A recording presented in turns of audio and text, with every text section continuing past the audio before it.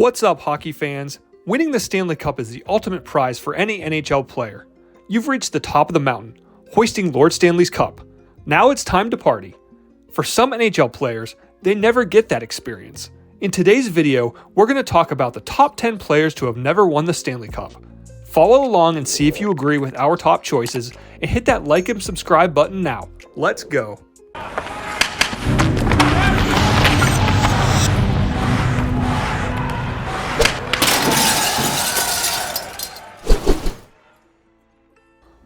Coming in at number 10 on our list is Jumbo Joe Thornton. As one of the most recognizable names in professional hockey, and with a career spanning over 2 decades, Thornton has solidified his place in the NHL as one of the greatest players of his generation.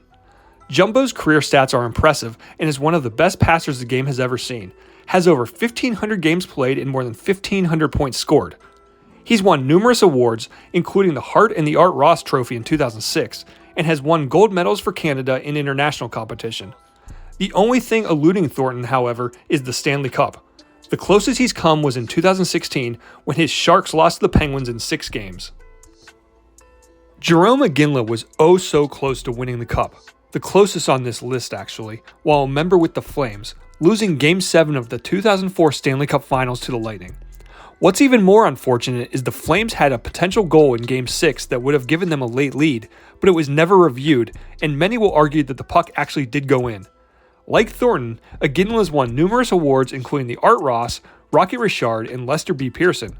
He finished his career with over 1,500 games played and over 1,300 points, while also winning some medals with Canada internationally.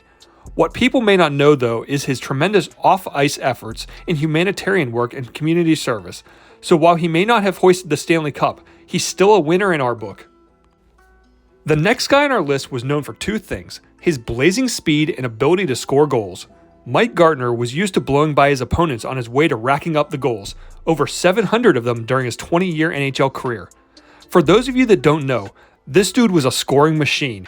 He holds the NHL record for most 30-goal seasons and most consecutive 30-goal seasons, as well as the record for longest point streak in Capitals history at 17 games. He played in a bunch of All-Star games and in 2001 was inducted into the Hockey Hall of Fame. Unfortunately, since he's on our list, he never won the Cup, and the closest he got was the conference finals in 1994 as a member of the Maple Leafs. At number 7, we have a guy who played a lot of his career for a team that was just in the wrong division at the wrong time. Dale Hawerchuk played the prime of his career with the Winnipeg Jets during the 1980s, who just so happened to play in the same division as the loaded Oilers and Flames. The Jets were a good team for much of his time, but couldn't get over the hump with those 2 Alberta powerhouses. Hawerchuk had a great career though, winning the Calder Trophy and was a 5-time All-Star. He scored over 500 goals and had over 1,400 career points, but the closest he came to the Cup was the last year of his career when he was with the Flyers, when they were swept in the finals by the Red Wings. Peter Stastny is our choice at the 6th spot. Coming from Czechoslovakia, him and his brothers Anton and Marian were some of the first Europeans to make an impact in the NHL. In his rookie year, he was already 24 years old, but he exploded for 109 points, winning the Calder Trophy. He would hit the century mark in 6 of the next 7 seasons, finishing his career with over 1,200 points in around 975 games, finishing the 80s as the second highest scorer behind Wayne Gretzky. He was a 6-time All-Star and played a bunch internationally as well for Czechoslovakia, and finished his career as the all-time leading scorer for the Quebec Nordiques. Unfortunately, Stastny never played a game in the Stanley Cup Finals.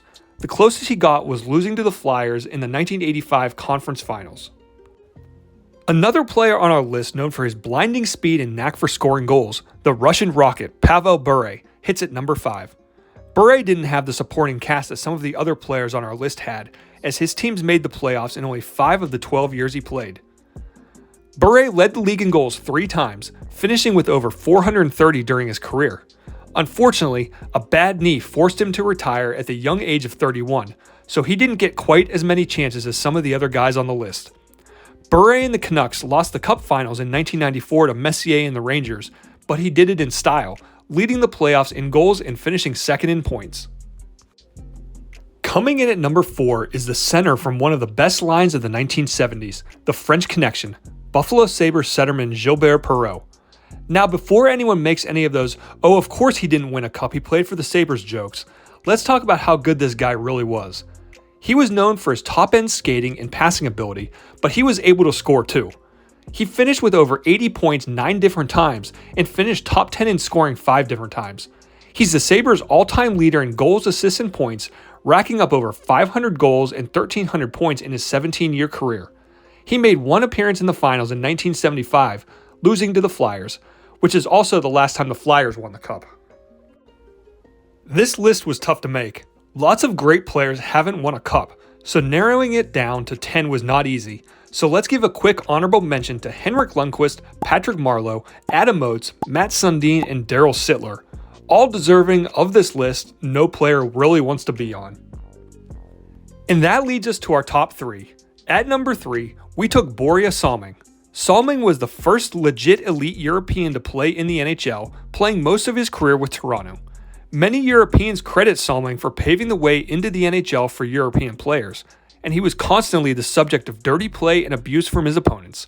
He never backed down and finished his career as one of the great Europeans to play the game. He finished in the top 5 in Norris Trophy voting 7 different times and was a second All-Star team 5 different times. He was also the first Swedish player to be inducted into the Hall of Fame, but sadly never got the chance to play in a Stanley Cup Finals game. If this guy played in any other era besides when he did, we may be talking about him the way we talk about Bobby Orr. Brad Park had the unfortunate luck of being an extremely highly skilled defenseman during the height of Bobby Orr's career, dooming him to be in his shadow. At number 2 on our list, Brad Park finished runner-up for the Norris Trophy an incredible 7 times. He could move the puck like few could and played a highly physical game in his own end. Park played over 1,400 NHL games and finished with almost 900 points, and was voted top defenseman in the 1972 Summit Series, as Orr was unable to play due to injury. He played in a couple of Cup finals but ultimately never won, and then was inducted into the Hockey Hall of Fame in 1988. Not bad for the second best defenseman of his era. Marcel Dionne could flat out put the puck in the net. Even though he was small, he racked up points with the best players in NHL history, finishing his career with over 1,700 of them. Dionne was part of the Triple Crown line in Los Angeles with Charlie Simmer and Dave Taylor, propelling each of them to top ranks in NHL scoring. Dionne finished with over 120 points 6 different times and won the Art Ross Trophy over Wayne Gretzky in 1980. He also won the Ted Lindsay and Lady Byng Awards twice each. Unfortunately, his legacy is mostly known for his lack of success in the playoffs, those of his teams and himself individually, compared to his regular season production, as he never got to experience playing in a Stanley Cup Finals game. And there you have it, hockey fans, the best NHL players to have never won a Stanley Cup. This is definitely not a list any player would like to be a part of, but even without a Cup championship, these guys are still legends of the game. Do us a favor and hit that like and subscribe button, and leave a comment below and let us know if you agree with our rankings. And remember, it's a great day for hockey.